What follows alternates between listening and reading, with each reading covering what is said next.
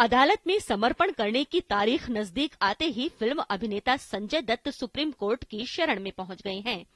संजय दत्त ने supreme court में याचिका दायर कर सरेंडर करने के लिए और समय देने की मांग की है। उच्चतम न्यायालय ने 21 मार्च को संजय दत्त को आर्म्स एक्ट के तहत दोषी ठहराए जाने पर अपनी मोहर लगाई थी और उन्हें 5 साल की कैद की सजा सुनाई थी। इसमें से 18 महीने की सजा संजय पहले ही काट चुके हैं। अदालत ने संजय को समर्पण के लिए 4 सप्ताह का समय दिया था, लेकिन अब संजय अदालत से और समय की गुहार कर रहे हैं। हालांकि कानून के जानकारों का कहना है कि संजय को रहम की उम्मीद कम है। रिव्यू पिटीशन में हियरिंग तो होता नहीं है।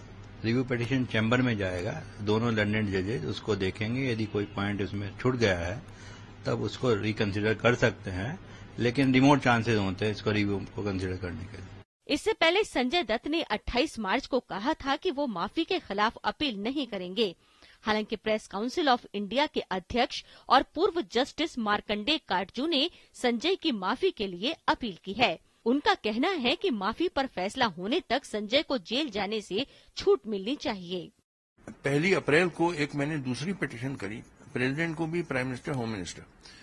उसमें कहा कि जब तक पार्डन पिटीशन न डिसाइड हो जाए तब तक रिस्पाइट दिया जाए। महाराष्ट्र के राज्यपाल के शंकर नारायणन को संजय की माफी और उसके खिलाफ कई संगठनों ने याचिका दी है और उन्होंने उसे राज्य के गृह विभाग को भेज दिया है।